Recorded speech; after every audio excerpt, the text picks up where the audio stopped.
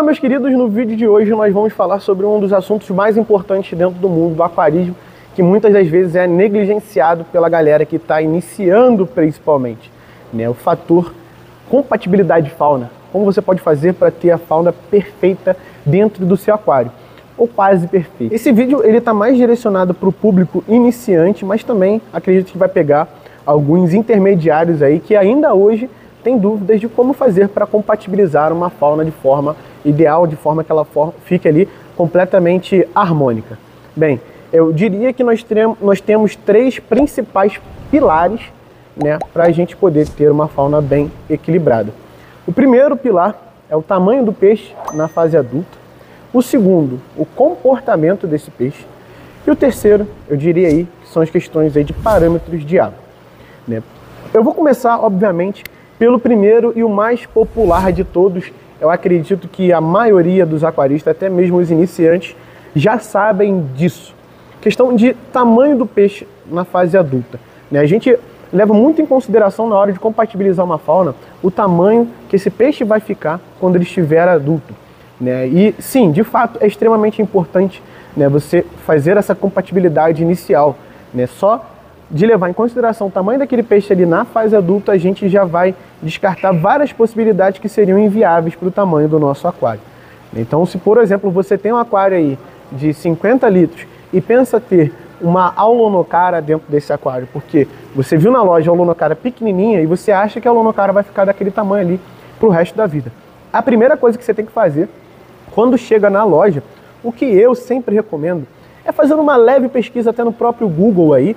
Ele já vai te dar um tamanho médio aí aproximado, né, daquela espécie ali que você está vendo na fase adulta. Infelizmente, muitos vendedores não têm especialidades em certas espécies de peixe e não tem muita noção do tamanho que aquela determinada espécie de peixe ali vai ficar na fase adulta. Às vezes a gente tem, como o próprio exemplo da aulonocara que eu acabei de dar para vocês, aulonocaras que ficam na fase adulta com 12 centímetros, mas também nós temos aulonocaras na fase adulta que podem alcançar os 18 centímetros de comprimento, né? E esses 6 centímetros de diferença para um ciclídeo faz bastante diferença no final das contas, né? A discrepância de tamanho de uma aulonocara de 12 centímetros para uma de 18 é muito grande, porque a gente está falando não só de comprimento, né? A gente fala também de robustez, né? Então o peixe ele fica mais forte, ele cresce também em altura, vamos chamar assim. Então vamos sempre procurar pesquisar antes de comprar aquele animal ali que a gente está vendo na loja, é o mais básico de tudo. O tamanho do peixe da fase adulta é o primeiro pilar, o mais importante, né, que a gente precisa ter, né, em mente ao adquirir o nosso animal. Mas eu diria que ainda mais importante do que o próprio tamanho é o segundo pilar, que é o comportamento daquele peixe. O comportamento daquele animal ali na fase adulta também é extremamente importante. Nós temos peixes que ficam grandes, porém são peixes mais lentos, são peixes mais parados, são peixes que o seu próprio comportamento, né, já faz com que ele fique a maior parte do dia paradão num canto só ali do aquário. Às vezes esse peixe pode ficar aí com mais de 30, 40 centímetros, só que um peixe mais paradão.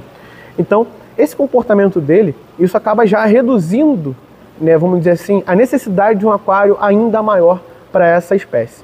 Eu vou pegar dois peixes aqui que são um exemplo clássico para isso em aquário jumbo.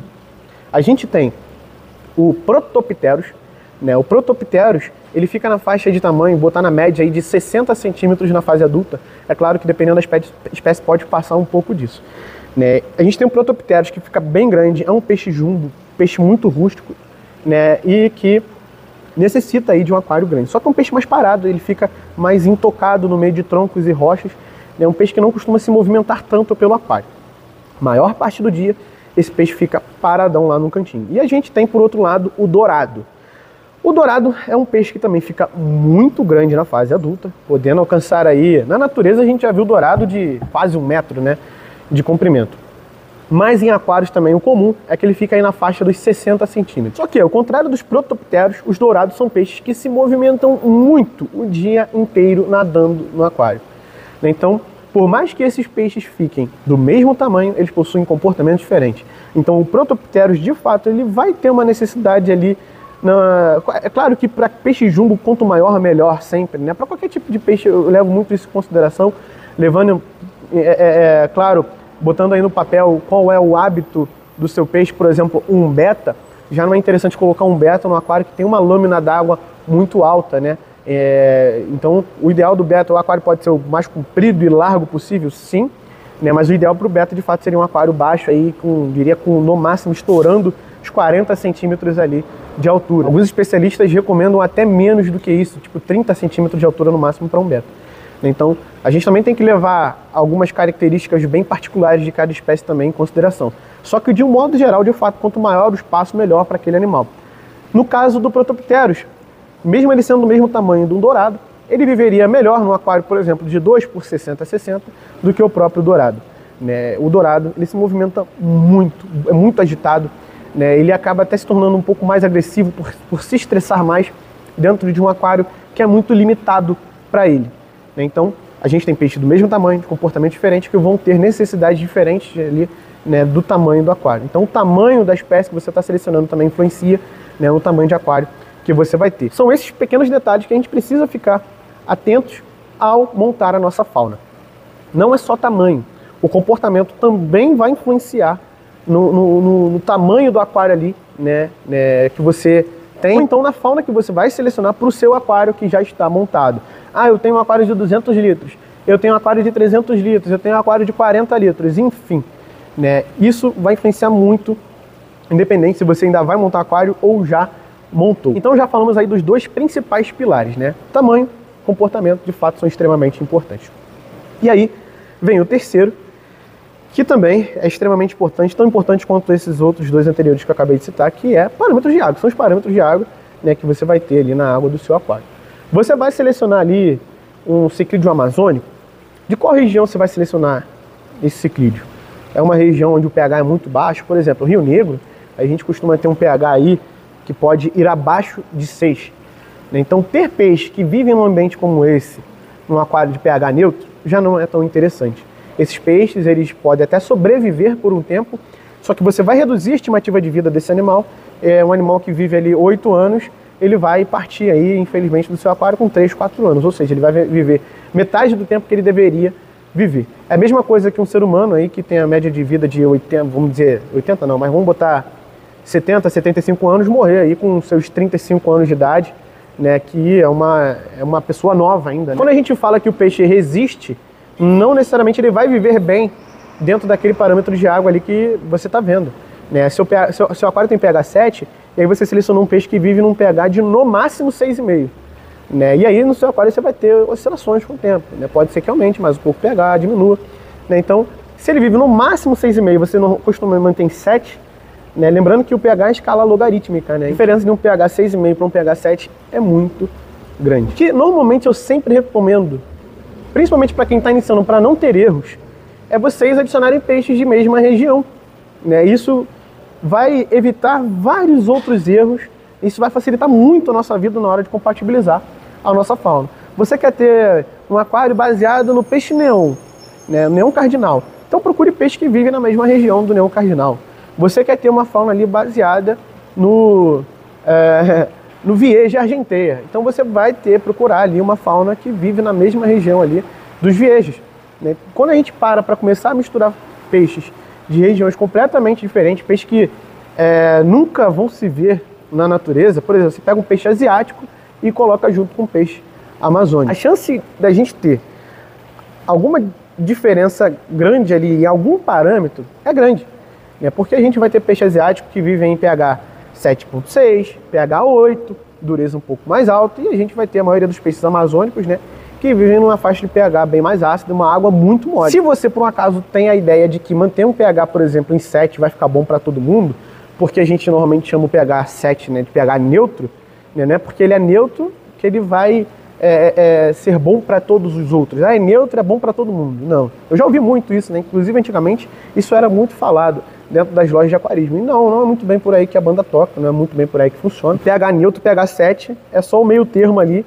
uma escala que vai de 1 a 14, né? Por isso que o 7 ali é o pH neutro. Eu recomendo fortemente, se você está iniciando no aquarismo, né, ou se você vai montar um novo aquário, cara, pega um papelzinho, uma caneta. Eu sou muito da moda antiga, né? Eu não uso tanto celular para fazer esses tipos de anotações. Eu gosto de pegar um papel e a caneta e escrever, né, fauna, aquário amazônico, 200 litros. Tal peixe, tal peixe, tal peixe. eu faço primeiro um apanhado ali de várias espécies, né, e vou riscando ali quais não seriam compatíveis. Um exemplo, vou dar um exemplo aqui muito grotesco, mas é um exemplo. Eu gostei muito do Oscar, que eu vi lá na loja, um Oscar pequenininho, muito lindo, cara, peixe barato, fica muito legal, ele interage, ele vem na superfície. Gostei muito do Oscar, mas também gostei muito do Ramirez. E eu quero colocar os dois no meu aquário, já que o vendedor fala para mim que são ciclídeos. Então, se são ciclídeos amazônicos, eu posso ter os dois juntos no mesmo aquário. E não, né? O Oscar é um peixe que fica muito grande na fase adulta. E quando você vê lá que o Oscar vai ficar muito maior do que o Ramirez, você vai ter que tomar uma decisão. Eu vou montar a fauna baseada no Oscar ou vou montar a fauna baseada no Ramirez? E por aí a gente já vai selecionando os outros animais que vão fazer companhia, né, dentro desse aquário ou dentro desse tanque junto ali com o Oscar ou com o Ramirez. Então, coloca na lista lá e vai riscando os que não são compatíveis, né, vai colocando ali e vai levando todos esses que são compatíveis para uma outra lista ali de interesse para você poder fazer pesquisa e adquirir esses animais consequentemente, certo? Então, organização na hora de você montar a sua fauna, no início aí principalmente, é extremamente importante, né, é crucial, né, para o sucesso do seu aquário a longo prazo. Lembrando que eu sempre falo aqui, bem, aqui não, né, já que eu sou novo aqui no canal da Aquário Monster Shop, mas eu sempre procuro falar que eu não monto aquários para curto prazo. Eu não monto aquário para desmontar daqui a um ano, por exemplo.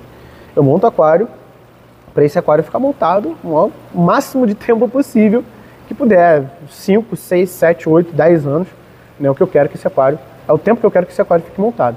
Então, se você quer ter um aquário a curto prazo, quero montar um aquário aqui, vai ficar montado só um ano, depois eu desmonto e monto outro, né? Cara, você vai conseguir manter espécies que são completamente incompatíveis durante um curto período de tempo, de fato vai. Só que falando em vida saudável para o animal, né, você reproduzir de fato um ambiente saudável para o animal, né, o ideal é você, digamos, dançar conforme a música, né? Não é você colocar um ciclídeo africano de pH 7,5, 8, né, com um Ramirez, com papilochromis, com peixe que vive em pH 6, 6,5. Isso, de fato, não vai dar certo. Com certeza, naquele aquário ali, vai estar ruim para algum deles. Não só em questão de parâmetros de água, mas questão de comportamento também. Então, fiquem muito ligados na hora de compatibilizar a fauna de vocês. Esses são os 3 pilares que, na minha opinião, obviamente, né, são os mais importantes na hora da gente montar a fauna do nosso aquário. E mais uma vez, como eu falei muito de peixes, né, mas a gente vai estendendo aí para outros invertebrados, como camarões, caramujos e assim por diante. Beleza? E tudo isso que eu falei também vale tanto para aquários de água doce quanto para aquários de água salgada. Espero que vocês tenham curtido o vídeo e se por um acaso você está montando a sua fauna e quer receber seus peixinhos na sua casa, vai estar passando aqui o Instagram da Aquário Monster Shop. Entre em contato com a gente, né, que a gente vai estar fazendo todos os esforços possíveis para poder mandar esse peixe até você, se por um acaso você não morar aqui na cidade de São Paulo ou no estado de São Paulo, não tiver condições de vir até a loja. Se você mora aqui perto, vem até aqui. O endereço vai estar aqui na descrição desse vídeo e o número de WhatsApp também, para caso você queira tirar algumas dúvidas com a gente. Beleza? Espero que vocês tenham curtido mais um vídeo. Em breve estaremos de volta novamente. Valeu? Tamo junto e fui!